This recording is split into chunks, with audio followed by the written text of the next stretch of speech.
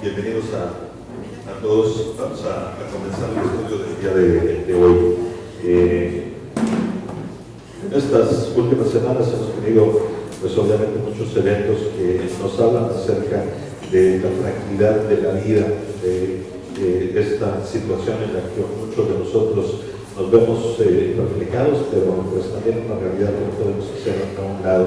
El hecho de que en cualquier momento podemos tener una circunstancia que cambia radicalmente lo que estamos viviendo. En alguna medida sabemos que hoy Jorge está pasando por esta situación que le ha traído una circunstancia que él no esperaba, fue de un momento a otro, pero al mismo tiempo también sabemos que se ha aprovechado de una manera correcta. También en medio de lo que podríamos suponer como un hecho de mucho dolor, el cual sabemos que lo es en la simple naturaleza de perder a un ser querido. Hace algunos días falleció Elsa, la hija de Delia, hermana de Rodolfo y de Norma, por ahí. Y en medio de toda esta circunstancia, lo que podemos suponer nosotros, la realidad es que al platicar con ellos, estuve un ratito compartiendo con Delia y con Rodolfo, nos damos cuenta de la diferencia que se puede palpar grandemente en medio de lo que significa la certeza de lo que hemos creído y sobre todo el estar completamente ciertos y seguros hacia dónde vamos. Y en medio de todo esto pues hay agradecimiento, justamente porque en el caso de Elsa no es una muerte y en el caso de ninguno de los hijos del Señor la muerte física se puede considerar como tal, al contrario, es un inicio hacia la verdadera vida, a la vida eterna, a la que es importante, a la que es pues de cualquier manera nuestra meta a seguir, y que en medio de todo esto entendemos que Él se está hoy ya descansando con el Señor. Tenemos la certeza de esa vida eterna con Jesús, compartiendo con gozo, ni siquiera con tristeza, porque la esperanza es justamente que nosotros estemos ahí con el Señor, alabándole, adorándole y gozando con Él todo el tiempo. Así que los recuerdos tristes, esos momentos difíciles, esos momentos que no nos gusta pasar, ahí ya están completamente olvidados, están dejados atrás. Tenemos la certeza de que hoy Elsa también está ya con un cuerpo completamente glorificado, sin sufrimiento, sin afecciones, sin problemas físicos, sin nada que le pueda molestar. Hoy ella está completamente glorificada ahí ante el Señor, gozando con Él. Está disfrutando de gozo y está disfrutando de paz. Esta fue, como decía, un momento en el cual para todos es normal, significa dolor por la pérdida que tenemos, pero al mismo tiempo significó una oportunidad de testificar, y una oportunidad que no tan solo se presentó como el hecho de testificar, sino que fue una oportunidad de ver que el Señor está siempre presente en cualquier momento y aprovecha cualquier circunstancia para poder hacer que la gente voltee a ver. Porque en medio de todo esto sabemos que hubo personas que se convirtieron al Señor a través del testimonio de Elsa en estos últimos momentos, en estos últimos días, en esa situación en la que muchos de nosotros podríamos suponer que lo único que tratamos es que ya casi nadie nos hable.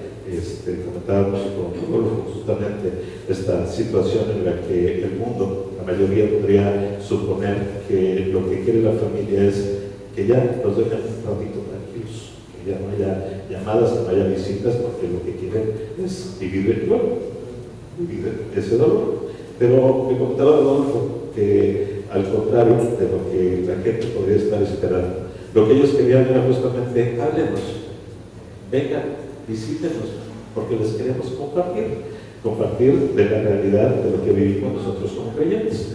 No es un dolor que simplemente lo neguemos, por el contrario, es un dolor que no se siente tanto por el gozo que ahora podemos nosotros manifestar acerca de la realidad, de la esperanza cumplida en la vida de Elsa, porque ella llegó a este mundo, pero en este mundo mejor, y eso nos llena de alegría, no de tristeza.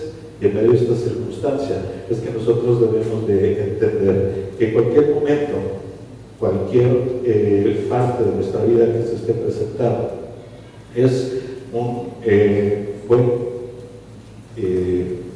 digamos, oportunidad, la mejor, cualquiera de ellas, para compartir acerca de lo que Dios ha hecho en nuestras vidas.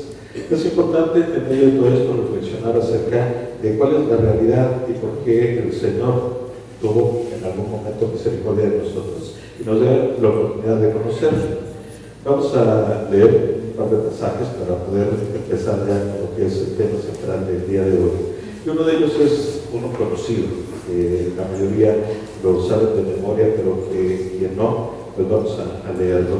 Y es la base de lo que podría significar la verdad acerca del cristianismo.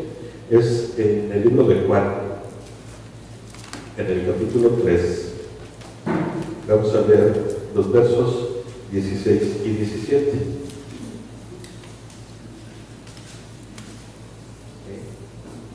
Entonces, estamos en Juan, capítulo 3, versos 16 y 17. Y dice: porque de tal manera amó Dios al mundo, que ha dado a su Hijo unigénito, para que todo aquel que en él cree no se pierda, mas tenga vida eterna. Porque no envió Dios a su Hijo al mundo para condenar al mundo, sino para que el mundo sea salvo por él. Vemos aquí una de las características más importantes en cuanto a lo que podría significar Dios para nosotros y evidentemente de lo que nosotros significamos para Dios. Porque nos dice claramente que de tal manera amó Dios al mundo, que ha dado a su Hijo unigénito. El tema central de la palabra de Dios y casi todos los evangelios está justamente enfocada en lo que significa el amor sincero, el amor que no tiene ninguna condición, que es el amor más puro, y ese puede ser única y exclusivamente el amor de Dios. Esa es la forma en la que Él nos ha visto, y su gran misericordia es la que en algún momento le murió justamente para no darnos nuestro merecido, por el contrario, para darnos la oportunidad de creerle que a través de la aceptación del sacrificio que hizo su Hijo en este mundo, nosotros tengamos la oportunidad de estar con Él, así como Él está hoy en día con Él. Hay una cuestión importante en medio de esta circunstancia en la que nosotros nos vemos envueltos como creyentes y como parte de una iglesia, tomando en cuenta justamente la acción de amor incondicional que Dios tuvo para con nosotros y por lo cual envió a su Hijo a morir, para darnos esa oportunidad de tener vida y de tener vida en abundancia y vida eterna junto a Él. Pero hay situaciones en las que nosotros tenemos que empezar a buscar la manera correcta en la que Dios nos pide que llevemos nuestra vida y llevemos también nuestras relaciones para con los demás. Vamos a leer Efesios 4. La semana pasada dejamos por ahí un pasaje para que podamos meditar en él, en cuanto a lo que significa el trabajo como hermanos en la fe, como miembros de una iglesia, y la forma en la que debemos de comportarnos y conducirnos justamente así, como parte de esa iglesia. Vamos a ese mismo libro de Efesios, el capítulo 4, y vamos a leer de los versos 20 al 28. Y después de esto vamos a tratar de contestar algunas preguntas. Es Efesios, capítulo 4, versos 20 al 28, y dice así: mas vosotros no habéis aprendido así a Cristo, si en verdad lo habéis oído y habéis sido por Él enseñados conforme a la verdad que está en Jesús. En cuanto a la pasada manera de vivir, despojados del viejo hombre, que está viciado conforme a los dioses engañosos, y renovados en el espíritu de vuestra mente, y vestidos del nuevo hombre, creados según Dios en la justicia y santidad de la verdad, por lo cual, desechando la mentira, hablad verdad cada uno con su prójimo, porque somos miembros los unos de los otros. Airaos, pero no pequéis, no se ponga el sol sobre vuestro enojo, y deis lugar al diablo. El que hurta no hurte más, sino trabaja, haciendo con sus manos lo que es bueno, para que tenga que compartir con el que padece necesidad. Seguimos hablando acerca de lo que significa esta vida en común. Sabemos que el Señor Dios Padre nos creó pero de una manera muy especial, y esto es justamente para que tengamos esa necesidad de convivencia. No somos unánimes, no somos únicos, no somos independientes, por el contrario, debemos de ser completamente dependientes unos de otros. Y en medio de esto, en el verso 28, quisiera que nos fijáramos en la parte última que dice, haciendo con sus manos lo que es bueno. ¿Para qué? Para que tenga que compartir con el que padece necesidad. Muchas ocasiones nos enfocamos simplemente a la parte física, a la parte monetaria, a la parte que tenemos y que podemos palpar, y que eso es lo que el Señor nos pide que nosotros hagamos con el fruto de nuestras manos y del trabajo, que tengamos posesiones y esas posesiones las compartamos. Pero la realidad es que para Dios hay algo mucho más trascendente, y es donde debemos nosotros cambiar siempre nuestra expectativa y nuestra perspectiva de lo que el Señor nos está pidiendo. Para el Señor, las cuestiones materiales realmente son sin importancia, lo dice constantemente en su palabra. No pongas tus ojos en los tesoros de esta tierra, porque finalmente van a ser robados, destruidos, desgastados, no van a durar. Pon tus ojos en los tesoros espirituales. Entonces, cuando el Señor nos pide que nosotros estemos enfocados a ya no hurtar, sino a generar cosas, y generar cosas para compartir, el enfoque más importante para Él es que compartamos espiritualmente. Eso es el regalo más grande que nosotros podemos dar. Ya lo habíamos estudiado hace algunas semanas. Pero en medio de esto quisiera yo que pudiéramos completar algunas frases para que en esto tengamos una guía clara del por qué y para qué es que Dios nos permitió ser sanos. Una de ellas es, y me gustaría que la completaran y la fueran poniendo por ahí quien tenga con qué escribir y quien no la tenga en mente, porque es algo con lo que vamos a trabajar durante este estudio en unos minutos más. Así que, ¿cómo podríamos completar esta frase? Dios me salvó porque, completen la frase, simplemente porque es que Dios nos salvó. No estoy poniendo para qué, sino el por qué. ¿Cuál fue el motivo que tuvo Dios y que lo movió a salvarnos? Porque somos salvos. Número 2, el propósito de Dios para mí es. ¿Cuál es el propósito que tuvo Dios para cada uno de nosotros?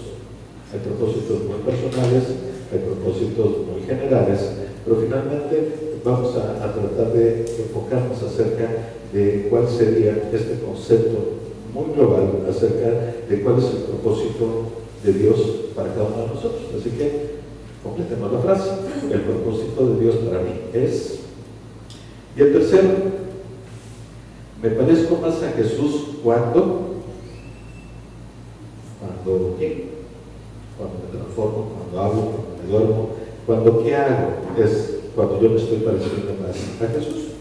Es importante que de ya podamos nosotros estar muy enfocados en la realidad del por qué y para qué el Señor nos puso en este mundo, nos dio la oportunidad de conocerle, nos dio la salvación, y hoy tenemos algo especial que Él pide que hagamos.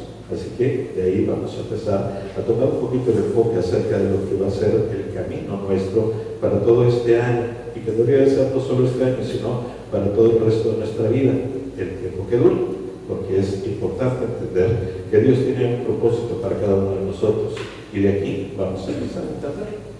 La primera frase que debemos de completar: Dios me salvó, ¿por qué? Simplemente porque Él me ama, simplemente. No me salvó por ninguna otra circunstancia, y tenemos que entenderlo claramente, porque muchos entramos en la confusión acerca de, ok, Dios me salvó porque yo soy bueno, porque me la he pasado haciendo buenas obras, porque me la paso tratando de hacer el bien para la gente que está a mi lado, porque comparto, porque a la luz de las personas que me ven en la parte física, en lo que es evidente, lo que se muestra, es justamente en donde yo hago buenas obras, y por eso es que Dios me salvó. Y bueno, pues nada más alejado que eso. La única razón por la que Dios envió a su Hijo a morir por nuestros pecados es justamente que Él Él nos ama. Y nos amó desde antes de la creación del mundo, dice la palabra. Aún antes de que fuéramos concebidos en el vientre de nuestra madre, Él ya había contado incluso la totalidad de nuestros cabellos, no solo por los que nacimos, sino por los que vamos a morir, habiendo contado todos los que perdemos. Y vaya que yo les puedo hablar acerca de eso, porque tengo mucho cabello. Pero también debemos entender que cuando nosotros recibimos a Jesús como nuestro Salvador, Él nos perdona. Él, obviamente, nos otorga vida eterna y también Él nos obsequia algo. Él nos obsequia con el don del Espíritu Santo. Esa es la parte real del por qué y cómo es que nosotros somos salvos. Es lamentable reconocer, como les decía, que muchas personas creen que el cielo y el perdón se ganan con buenas obras, con abundante servicio y con servicio de calidad. Así es como llegar al cielo. Y la realidad es que no, porque lo que tratamos regularmente de hacer cuando nuestra intención es esa, es simplemente que los demás vean lo que hago, no porque verdaderamente tengamos la intención de nosotros agradarle a Dios, porque eso es algo que tenemos que entender. Pablo escribió un poquito atrás del pasaje que leímos en Efesios 2, 8 a 9, una realidad que también debemos de tener presente constantemente. Efesios capítulo 2, versos 8 y 9. Dice, porque por gracia sois salvos por medio de la fe, y esto no de vosotros, pues es don de Dios, no por obras, para que nadie se gloríe. Interesante entender toda esta situación. Lo más evidente es el hecho de que es no por obras. ¿Por qué? Porque no quiere que nadie se convierta en celebridad. Eso es lo que Dios no busca. Busca por el contrario, humildad para que hagamos su trabajo sin que la gente lo note como algo extraordinario de nosotros, sino para que podamos nosotros reflejar lo que es Dios. Pero la primera parte del versículo 8 nos dice, y esto no de vosotros, pues es don de Dios. Entendamos que incluso el deseo para poderle buscar y el deseo para encontrarnos con Él y recibirle como nuestro Salvador es también algo que Dios puso en nuestro corazón. Ni siquiera nosotros podemos desearlo, porque la naturaleza de nuestra carne va en contra justamente de esos deseos. Así que cuando nosotros nos enfocamos hacia lo que es la realidad de Dios me salvó, ¿por qué? Simplemente porque Él me amó, porque Él me ama. No hay ninguna otra razón especial ahí, no hay nada que yo pueda haber hecho, que esté haciendo o que pueda hacer para merecerme esa salvación. Por el contrario, lo que acabamos de leer incluso nos da la idea muy clara de que ni siquiera la intención de salvación es natural a mí, no es mía, es algo que Dios puso en mi corazón y que pone en el corazón de cada uno de los que voltean a ver su resto. Es importantísimo saber que cualquier bien que nosotros hagamos, cualquier forma en la que tratemos de demostrar bondad o benevolencia, no viene de nosotros. Para quien ha conocido al Señor, esto es un reflejo natural de lo que Él hace en nuestras vidas. No es ni siquiera una buena intención nuestra, por el contrario, es cuando nos sometemos y nos permitimos que el Espíritu de Dios trabaje en nuestro corazón, cuando verdaderamente empezamos a ser un reflejo de lo que Dios quiere en nuestras vidas, y ahí es cuando se expresa una verdadera bondad, porque esa verdadera bondad y benevolencia no tiene ningún interés, porque si lo hacemos porque la gente nos vea, o porque la gente nos reconozca, o porque la gente nos retribuya, entonces eso no viene de Dios, viene de nuestra carne y no es un deseo natural. Tenemos que poder entender claramente eso. La segunda frase, que era el propósito de Dios para mí, es: ¿cuál sería el propósito de Dios? Es muy simple, darle gloria. Dios tiene ese propósito en nuestro corazón, no el hecho de que trabajemos para Él, luchemos por Él, incluso ni siquiera que estemos cantando y alabando de una manera que se pueda notar. Él quiere que nosotros le glorifiquemos. ¿Cómo es que podríamos darle gloria a Dios? ¿Cómo es que nosotros podríamos glorificar a Dios es sencillo de entender.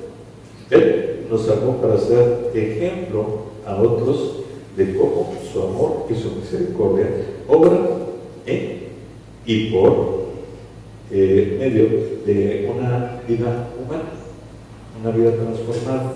Por eso leíamos en Efesios lo que el apóstol Pablo le escribe a estas personas y que es un recordatorio claro para nosotros.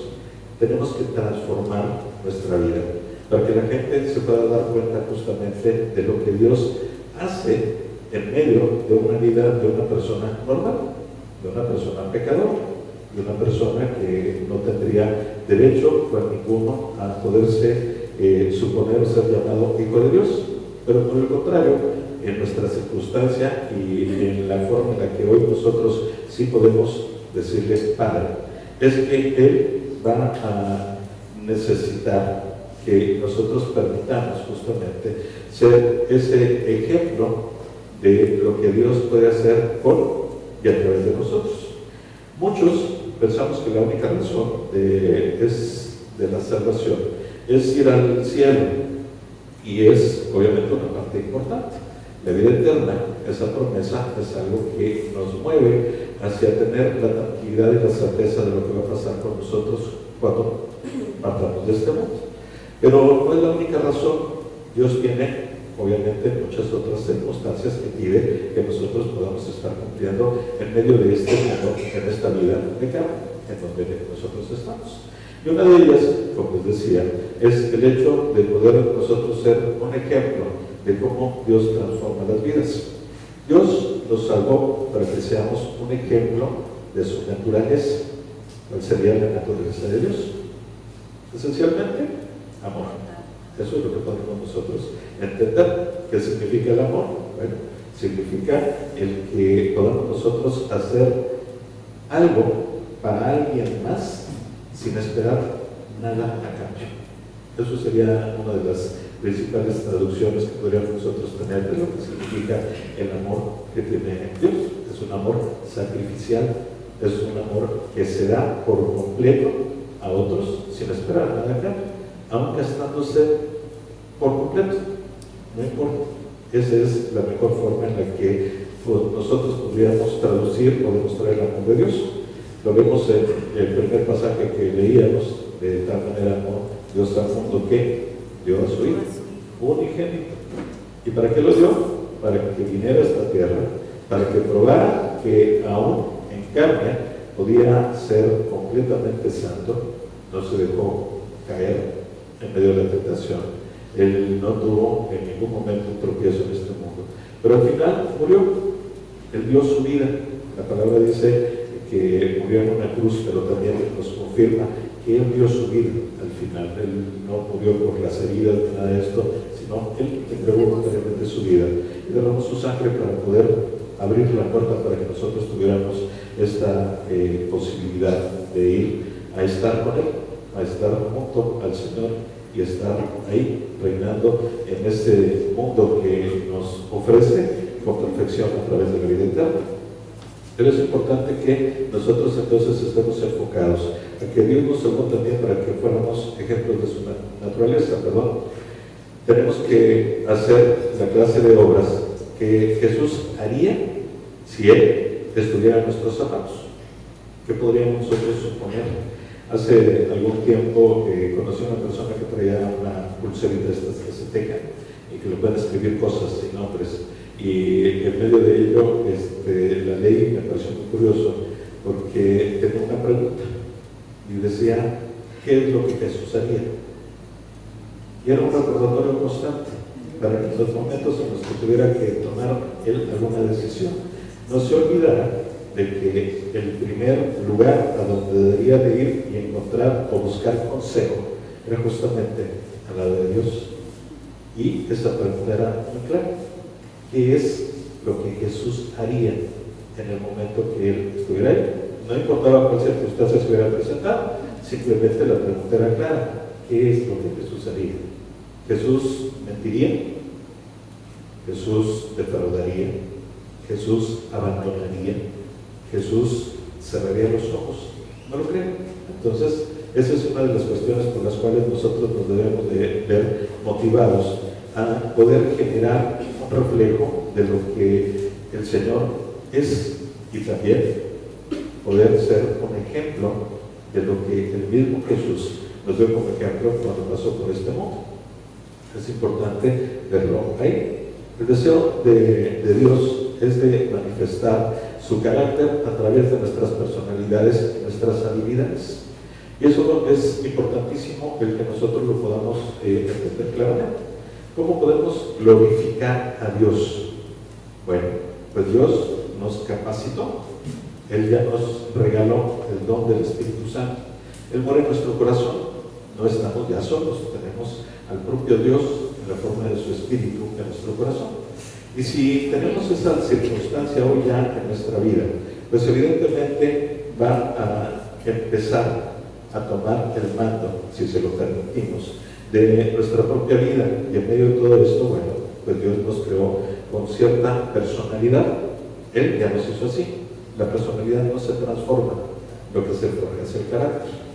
Él nos dio habilidades, y las habilidades no se obtienen, sino se desarrollan. Y esa es parte importante que tenemos que entender.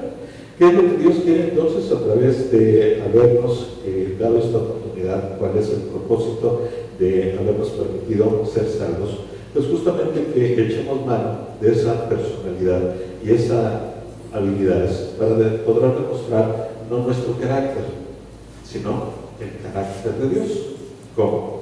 A través del servicio, a través de podernos dar, así como comentábamos ahora acerca de lo que significa el amor, dar a otros de lo que nosotros tenemos sin esperar nada a cambio, siempre tomando en cuenta la necesidad de los demás.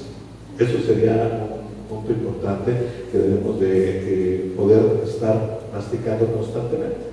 En 2 de Timoteo, en el capítulo 2, un poquito adelante de donde estamos,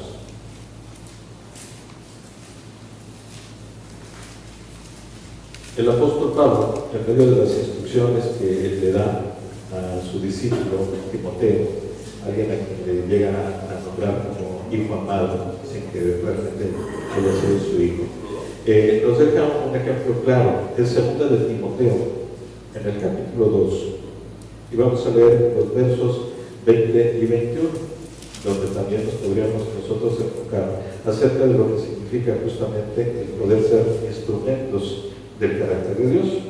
Verso 20 y 21 dice: pero en una casa grande no solamente hay utensilios de oro y de plata, sino también de madera y de barro, y unos son para usos honrosos y otros para usos viles.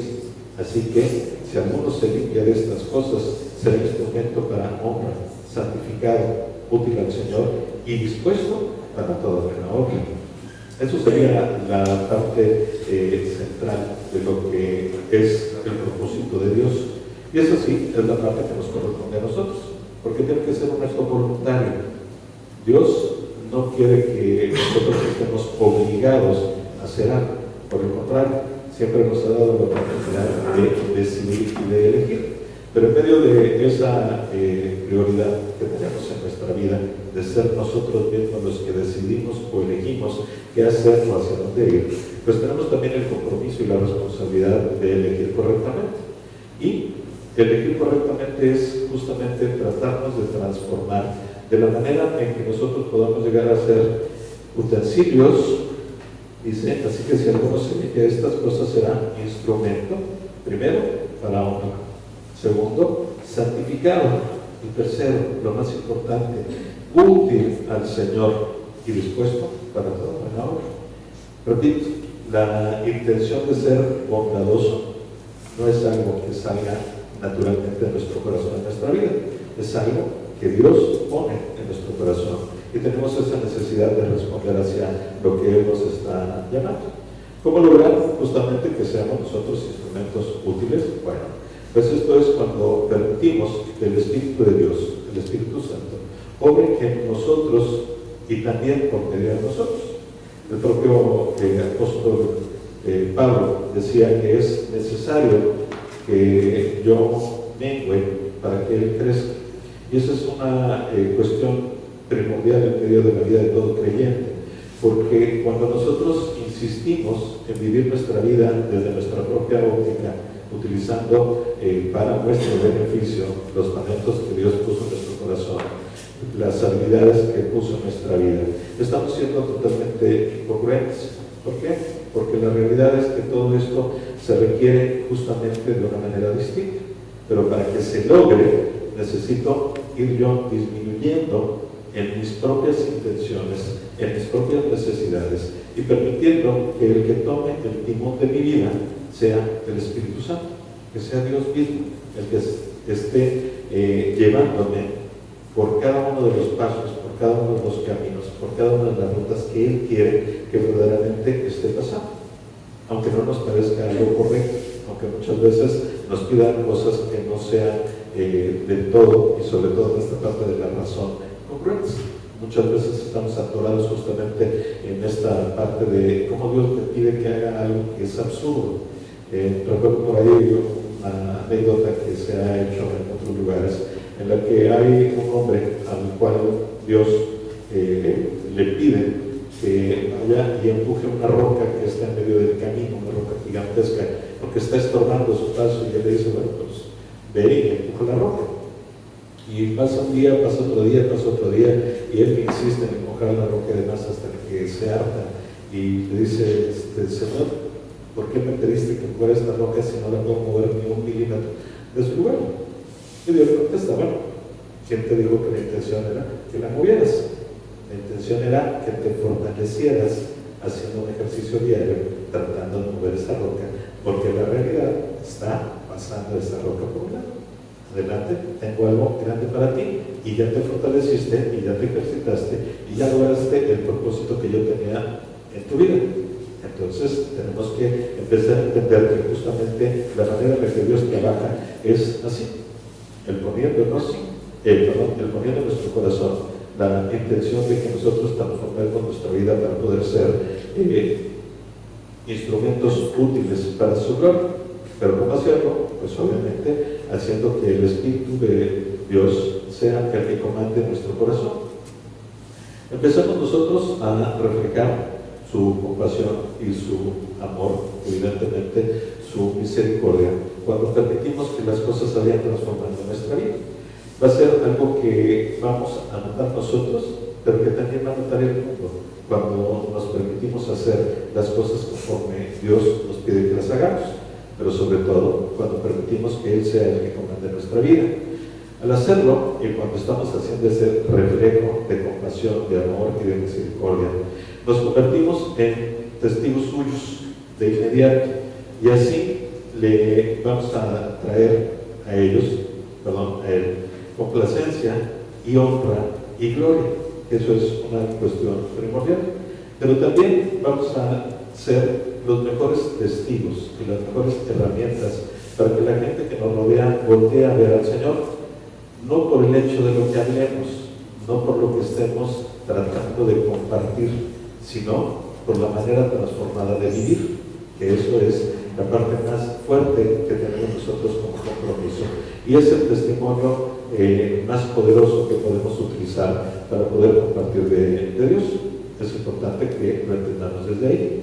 La tercera frase que teníamos por completar es: me parezco más a Jesús cuando sirvo a otros. El Señor Jesús vino justamente a eso.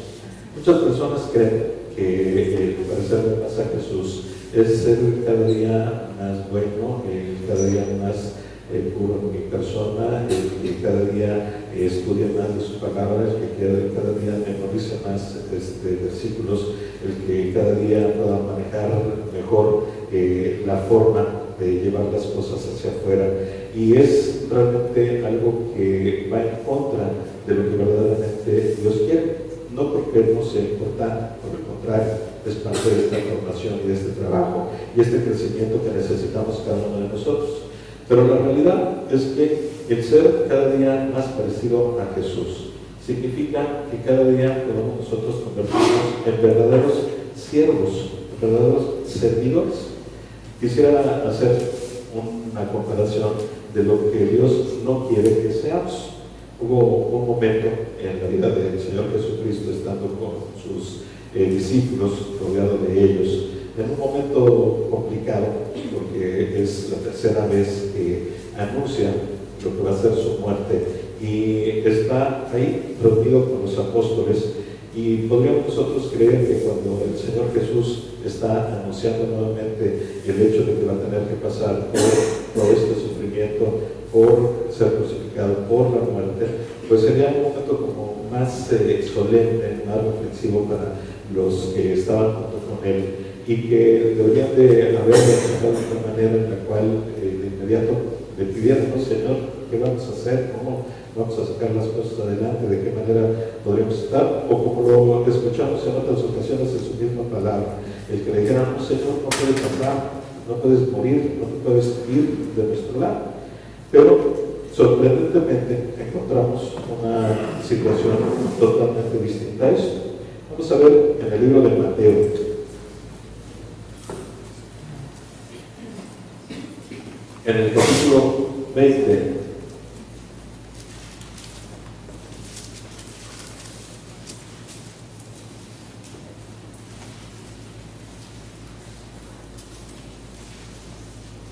vamos a ver Mateo 20, versículos del 17 al 28. ¿Okay? Lo tienen todos, lo leemos por favor. Dice: subiendo Jesús a Jerusalén, tomó a sus 12 discípulos aparte y les dijo: y aquí subimos a Jerusalén, y el Hijo del Hombre será entregado a los principales sacerdotes y a los escribas, y lo condenarán a muerte, y le entregarán a los gentiles para que les escarnezcan a nosotros y le crucifiquen, mas el tercer día resucitará. Está situado, imaginemos nada más la circunstancia en la cual él le llama a su gente cercana, a los que habían estado ya con él cerca de 3 años de compartir, de estar todo el tiempo siendo testigos de lo que él estaba haciendo en este mundo. Y que después de que les da esta noticia por tercera vez, lo anuncia, pues repito, lo primero que podríamos pensar es la congoja del corazón de ellos, obviamente la pregunta sobre qué vamos a hacer, cómo vamos a hacer, cómo vamos a salir adelante. Pero nos encontramos un cuadro distinto, y veamos lo que dice el pasaje, verso 20. Entonces se acercó la madre de los hijos de Zebedeo con sus hijos, postrándose ante él y pidiéndole algo. Él le dijo: ¿qué quieres?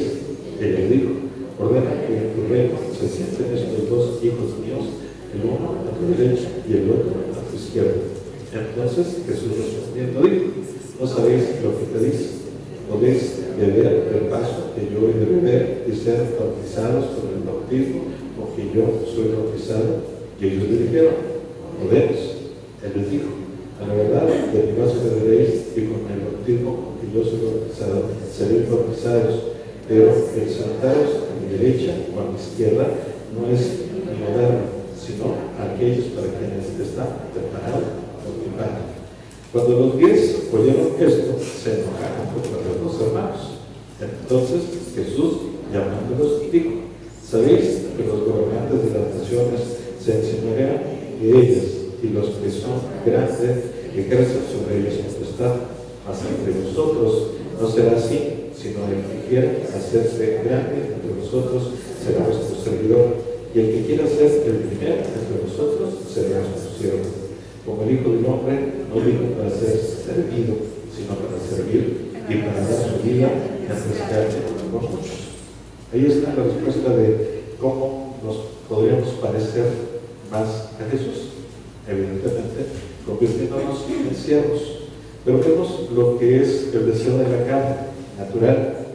Vemos a 2 de los apóstoles, los hijos de Zebedeo, Santiago y Juan, que se acercan y lo que quieren es convertirse casi en celebridades. ¿Okay? Después de que el Señor hizo todo esto, pues entonces nosotros vamos a estar ahí a su lado, y por favor, incluso hasta la mamá interviene para hacer la petición directa. Después de que él les dice: está pensándolo bien, o sea, ya escucharon lo que te están pidiendo, van a poder hacer todo lo que yo tengo que pasar. Y la respuesta de ellos les dice: sí, sí podemos, queremos ser estrellas de rock, o sea, estar en el escenario, eso es lo que nos encanta. Y él tiene que tomarse un buen tiempo para decirles, oigan, sean sinceros, ¿quieren realmente estar en medio de todo esto? Pues entonces, aquí va la verdad, ¿quieren ser como yo? Entonces, se tendrán que convertir en siervos, en servidores, no en celebridades ni en estrellas de rock. Hay un corito de alguien que es un salmista por ahí que en muchas ocasiones escuchamos y que dentro de la letra dice algo como una petición normal de los que queremos servir a Dios, y la letra dice: hazme un obrero de tu mies, refiriéndose a la petición normal de un hombre hacia Dios. Dame oportunidad de trabajar para tu obra, yo quiero ser un obrero de tu mies. Esa es la letra, pero la realidad es que muchos de nosotros no queremos ser obreros, queremos ser propietarios de la mies, porque queremos las cosas para nosotros. ¿Por qué? Porque nos gusta parecernos a Jesús. ¿De qué manera? El que mejor predique, el que mejor enseñe, el que de alguna manera pueda sanar a otros. El don de milagros, hombre, es algo que todos quisiéramos tener, a todos nos encantaría. Pero todos ellos se quedan justamente en la demostración externa del poder de Dios. Y por eso lo dice claramente: ¿quieres ser el mayor? ¿Quieres ser el primero? ¿Quieres ser el mejor? ¿Qué? Conviértete en un siervo, conviértete en un servidor. Y esa es la parte medular en medio de lo que sería la petición que Dios nos hace a cada uno de nosotros.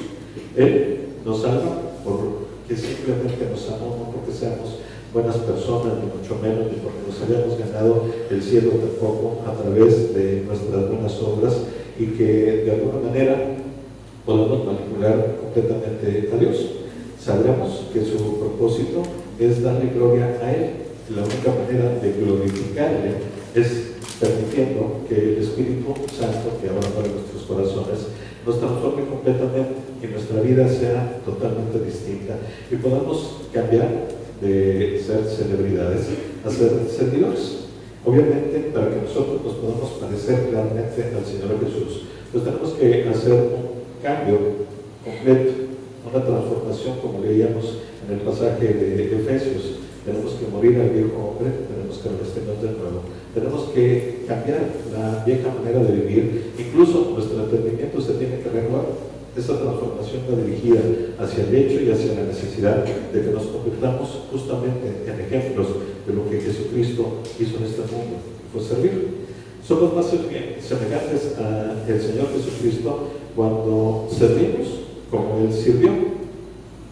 Podemos pensar erróneamente, como les decía, que el parecernos a Él sea el hecho de prepararnos perfectamente para dar las mejores predicaciones, o podríamos creer también que el hecho de sanar, de hacer milagros, de enseñar a otros, sería un reflejo y un ejemplo claro de su vida. Es parte de, evidentemente es una parte importante, pero no lo es todo. La parte trascendente y a través de la cual nosotros verdaderamente podemos transmitir el mensaje del Señor es convirtiéndonos en verdaderos siervos y servidores para lo que es el propósito de Dios en cada uno de la vida de nosotros. Vamos a leer ya casi para terminar 2 Corintios 8. Segunda de Corintios, capítulo 8.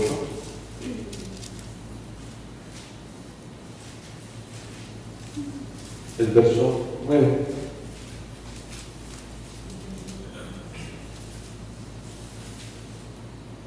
Hablando justamente de la naturaleza de Jesús contra ser celebridad. 2 Corintios 8:9 dice: porque ya conocéis la gracia de nuestro Señor Jesucristo, que por amor a nosotros se hizo pobre, se hizo rico, para que nosotros, por su pobreza, enriquecidos. Ese es el ejemplo que nosotros debemos de tomar directamente hacia lo que Dios quiere que nuestra vida sea el reflejo de lo que debemos de tener hoy presente y caminar hacia adelante. Dios nos amó para que tuviéramos nosotros una transformación, para que pudiéramos amar a otros. Él nos bendice para que a través de nosotros haya bendición también. Por ello, como título del estudio, Dios nos bendice para que nosotros podamos bendecir a otros. Esa es la realidad. De esto se trata la vida cristiana y de esto se trata el propósito de la obra de Cristo. De esto se trata lo que nosotros tenemos como responsabilidad a desarrollar hacia adelante. Y hoy simplemente pues quiero dejar con el pensamiento y con la reflexión acerca de este inicio de año.